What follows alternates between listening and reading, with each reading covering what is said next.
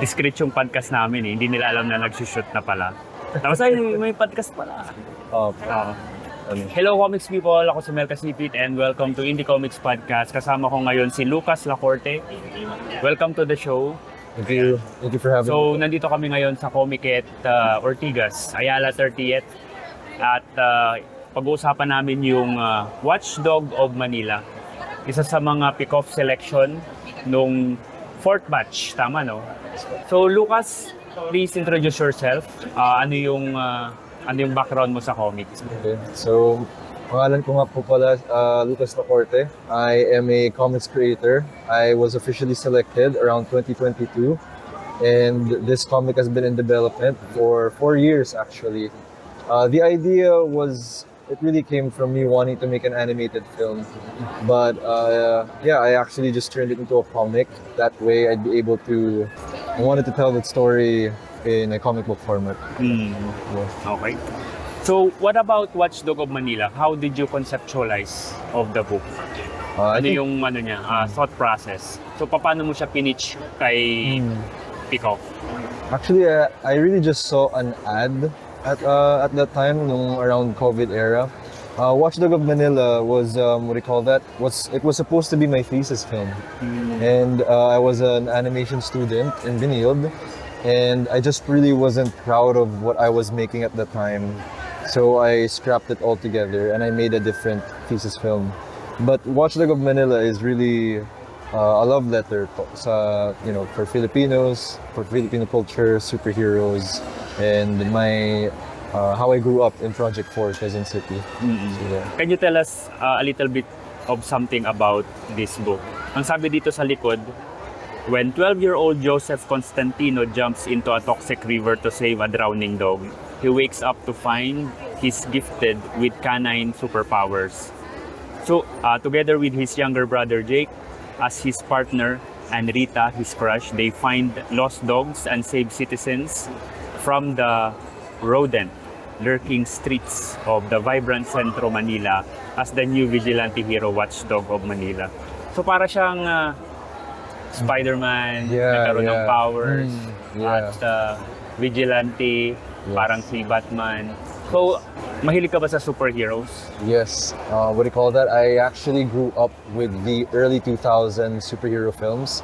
And I loved those kinds of adventure films. During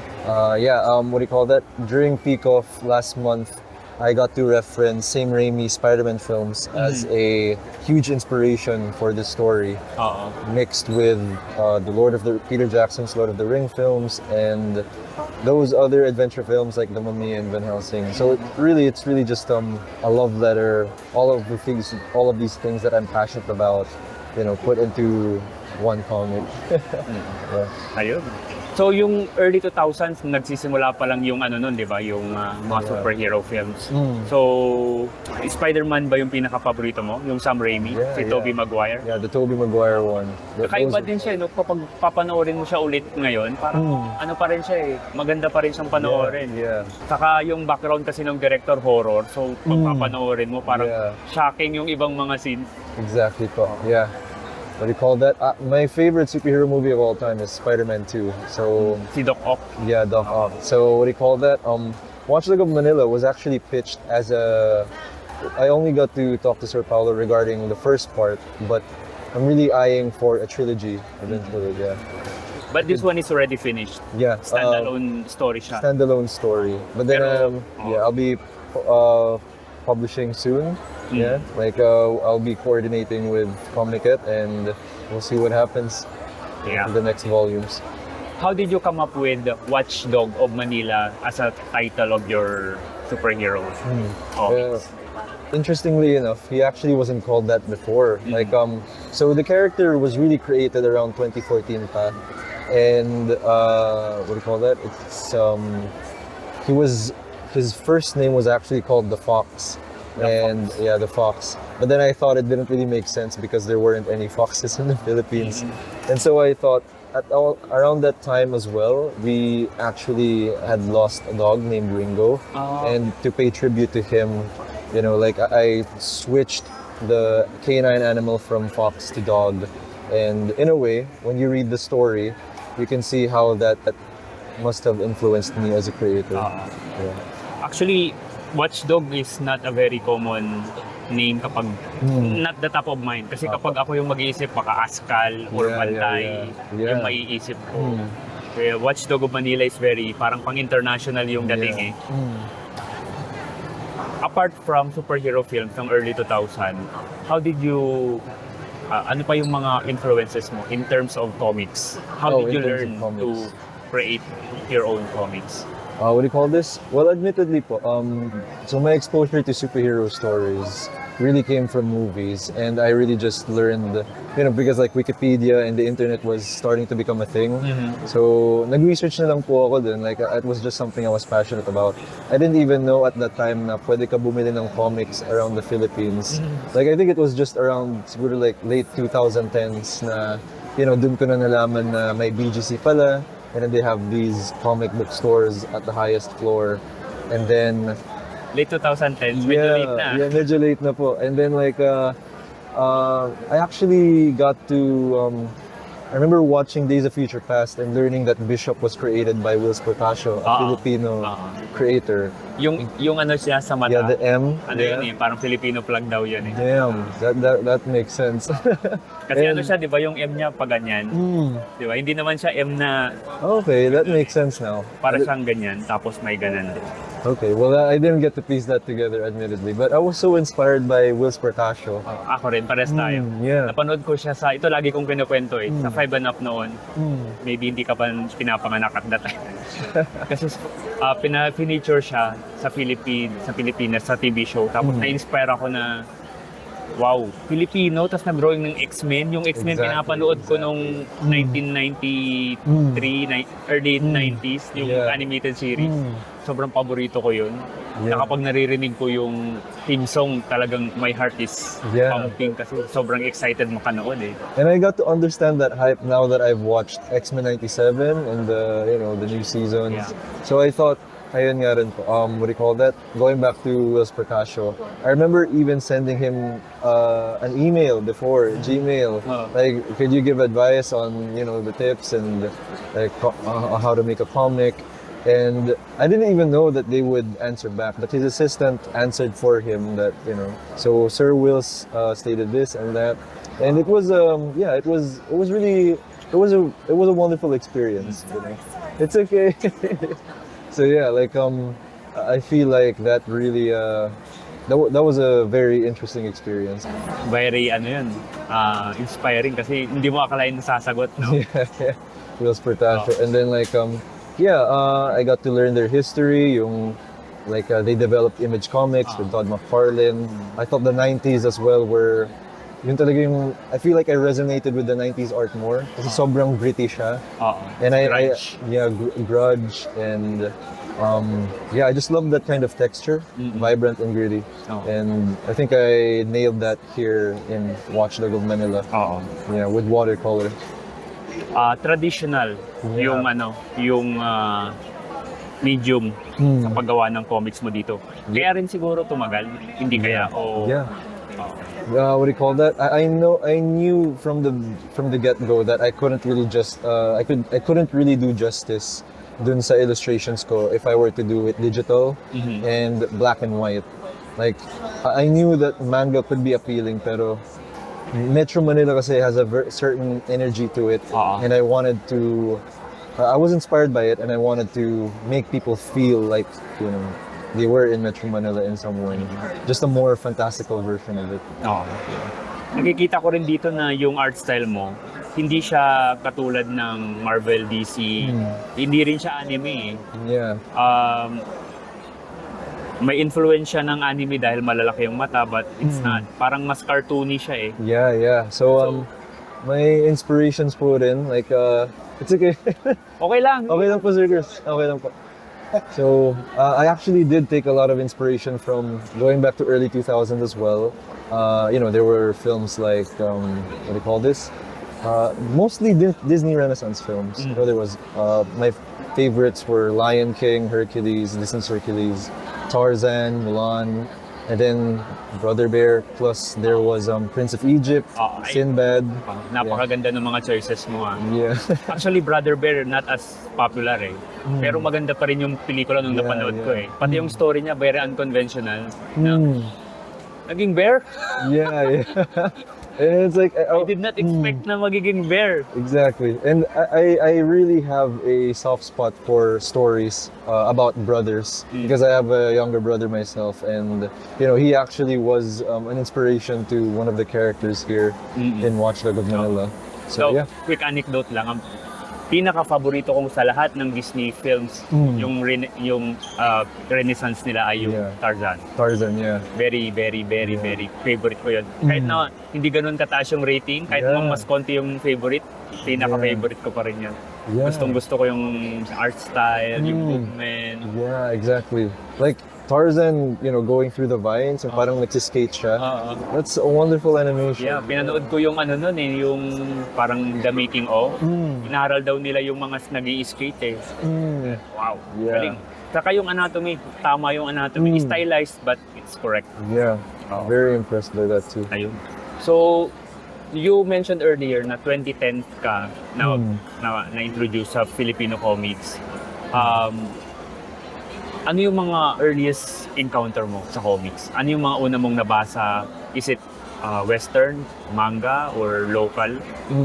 Well, what do you call that? Yung Western lang naman, that was just really through the internet. I think I was really just watching those YouTube breakdowns. Like for example, parang may papalabas na movie na to, and then YouTubers would break down and speak about. I think they were trying to educate people on those characters, then they would show art, and I would just be, parang ma-absorb talaga ako dun sa video na yun. Pero hindi mo binasa yung actual comics where it came from? What do you call that? I remember when I was in 3rd grade, I was studying in St. Joseph's College, and they had this library. I don't think the people who bought the books were conscious about how violent they were. And so I got to sneak in and see, like, I remember my favorite comic at that time was Crimson Mist. It was Batman, and in that comic he turned into a vampire, and it was pretty graphic. And I was surprised, like, okay, like the fact that I as a 3rd grade student could actually take this home. It's funny, but like hindi nila nabasa siguro. Yeah, but it's a fun memory of mine. And then around 3rd grade as well, I was actually making my own comics, and sometimes some of my classmates would ask me to they would lend me their sketchbooks, and then I would make stories. Sometimes I wouldn't even give back the sketchbook. So yun yung earliest attempt mo to create your own comics? Yeah. Yung inaral mo nung college ay animation? So I started from multimedia arts, and then I shifted to animation. Okay. But animation, multimedia arts, and comics are very separate and very different forms of art. How did you be able to finish this comic book? Because siguro, I'm assuming marami kang revisions dito dahil mahirap maggawa ng comics eh. Definitely. Yung storytelling, paano mo siya ipapanel, ganyan. How did you go about creating these comics? Yung in terms of paneling, storytelling. Tinulungan ka ba ni Comiket, ni PICOF, or did you do your own research? What do you call that? I think the people in Comiket got to give well advice, but I also really appreciate them on how they encourage creative freedom. I remember, like, literally one of the things I asked to Sir Paolo when they told me that I was going to be a part of the official selection was that I remember asking him, do you guys have creative freedom? Like, could I do my own thing? Could I really express myself? And they said yes. And so in regards naman po to making the comic, it was a struggle. Mainly because like a single watercolor page, penciled, ink, and then watercolored would take about 3 to 5 hours depending on how detailed it is. And then I do remember I was really navigating on how to tell Watchdog story right. There were like a lot of versions of it. Previous versions I felt like were lacking a lot of heart. Like, parang present naman na po yung mga fantastical and the super stuff dun sa story. But I really wanted, you know, the heart of the, you know, I was really navigating on what makes this character move. Like, how does he gain momentum? Like, how does the story flow? So those were the, I think those were the struggles that I had gone through making the comic. If you're going to judge what made this book harder to create, story or art, what would it be and why? I think it was the story, mainly because the art was, I already had experience, what do you call that? Watercoloring. I loved watercoloring around when I was in college. And, you know, as an animator, I got to improve on my anatomy. And over the years, like around 2020 all the way to 2022, I was really working as a freelance storyboard artist, making commercials. So every now and then, you know, for a 30-second advertisement, I had to really nail the human proportions and all that.